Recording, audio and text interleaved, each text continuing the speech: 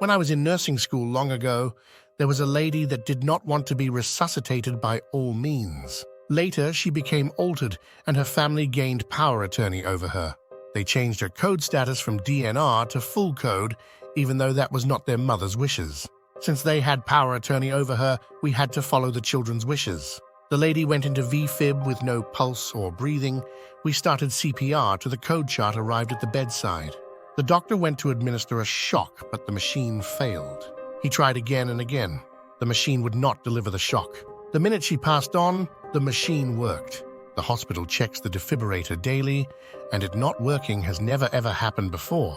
In the end, the lady ended up getting her wish of no resuscitation.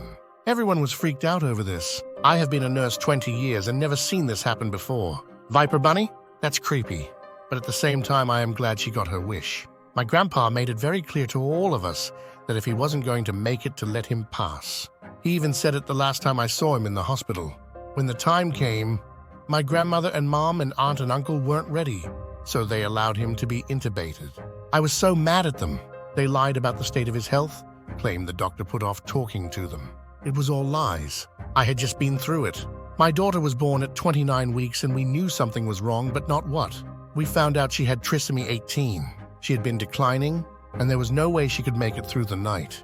The last thing I wanted was to let her go, but I couldn't let her suffer, and I couldn't let her die alone in an incubator. I held her until Shen passed. It killed me to do, but I did it because I wanted to do right by her. The fact that my family was so selfish still makes me so angry. I didn't want to lose him either, but keeping him alive in extra weeks was not right. He died 4 months to the day of my daughter's funeral. It was a hard time. When it's someone's time to go, it's their time. Coolthrowawaydotjpg. I was 16 and woke up in the middle of the night to seeing my clothes being rustled about in my doorway. After washing my clothes, I like to hang dry them on my doorframe. I noticed some really gray, veiny-looking legs, and then I see these really long, pointed sticks moving through my clothes. It took me a second, but my sleepy eyes adjusted to see one of the most grotesque, demon-looking motherfuckers I have ever seen. He was extremely skinny and had a distended stomach. His skin was gray and veiny, and those long sticks were his fingers. His chin was long, his eyes had no lids on them and were unusually big. His tiny mouth was in a pucker and moved like he was eating an imaginary lollipop. His hunchback looked as though it tore out of the strange hospital gown he was wearing. He just stared at me, and I tried to scream my grandmother awake, who was sharing a room with me for the weekend. He wouldn't stop staring, and I stared back and tried to shake my grandmother awake. I started noticing other things about him, like how large and cone-like his head was, and how hairless and shriveled he looked as he stood still, surprised I could see him. My grandmother woke up, looked towards the door, and he was gone. In the weeks leading to this encounter, I had been experiencing strange things in my house, like my bedroom door slamming and locking on its own. One night I woke up to what felt like several hands touching my feet and legs and horrible nightmares. After the experience with this strange gray man, I told my parents, and they had my room exorcised. I'd eat cake if an exorcism really made those horrible things stop or gave me peace of mind from things I was manifesting myself. All I know is I don't experience those things anymore, and I'll never sleep with the door open again. TL doctor, I saw a demon who was surprised I could see him and had to exorcise my room. Not sure if real or I manifested it in my stressed-out teenage brain. Deleted user, the demon thing sounds like a typical case of sleep paralysis. The following pattern is stereotypical: waking up and to being able to move, an unseen presence in the room, subsequent fear and inability to scream. I've seen zombies come out of a closet, the corpse of my best friend sitting beside my bed, on Christmas Eve no less. When I was younger and hadn't figured out the pattern yet, I met my favorite, the smoke demon. It was like the alien from the Alien series, but with red eyes and with way more spikes.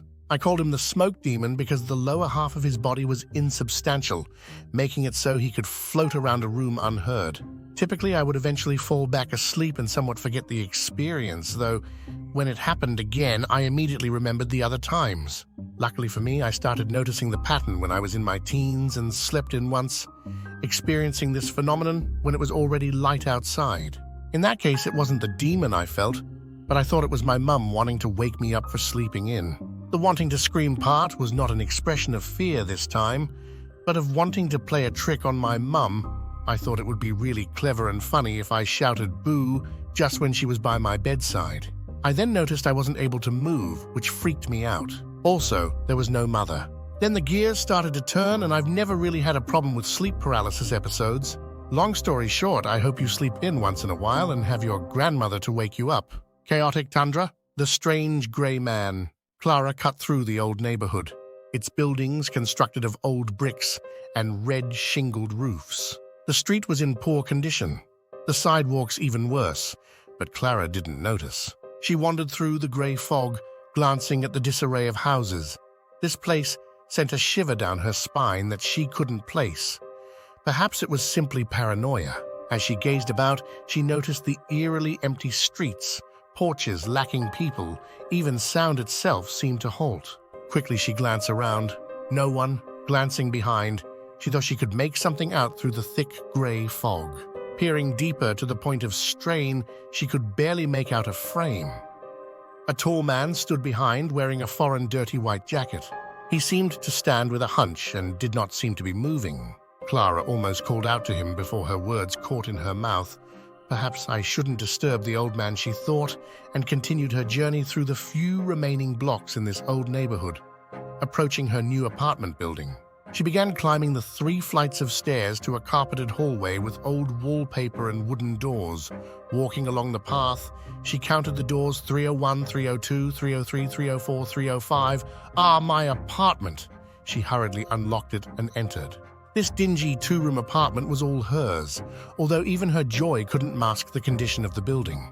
The wallpaper was dirty and peeling, the carpet a brown instead of cream, and a slight stench that she couldn't place. She opened the window in the main room to air the place out and turning headed for the bedroom. She began removing her jacket and hanging it when she heard a loud noise. Thud. She entered the main room to find the window shut, and as she approached, discovered it locked. Strange, she thought, but paid it no more mind. As she watched out the window at the street, she thought she could see someone on the street corner through the thick fog, gazing up at her. She quickly put the thought aside and began preparing her dinner. She had been laying in bed asleep for a few hours when her eyes cracked and the green glow of her clock blinded her. What time is it? She groggily thought. After staring at the clock for a minute, she could make out the time: 4:55 a.m. The room was dark, and she laid her head down to drift back into bliss when she heard it. A soft rusting by her door. Her eyes drifted slowly to the doorframe. She first saw the feet, the thin, veiny legs, pale gray as if there was no blood. His legs vanished behind what appeared to be a dirty hospital gown, not even capable of containing his full frame. His arms were but gray flesh stretched across long bone, his long bony fingers stretched around the door's frame with an almost strengthless hold.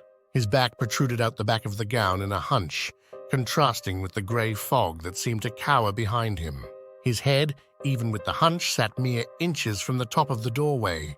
His eyes, large and black, sat above a flattened nose. His lips a pale outline around rotted teeth. His face seemed longer, as if his jaw could unhinge to do terrible things. His eyes watched her, a slight surprise showing in them. Clara lay in bed trying to scream, to move, to do anything. As hard as she tried, she could not bring her eyes from his. They sat still for minutes, gazing at each other, fear countered by malice. Before a crunch of snow on the streets below echoed through the window. Her head turned for but a second before her focus reset to the door. He was gone, leaving behind only a feeling of those large black eyes watching, always watching,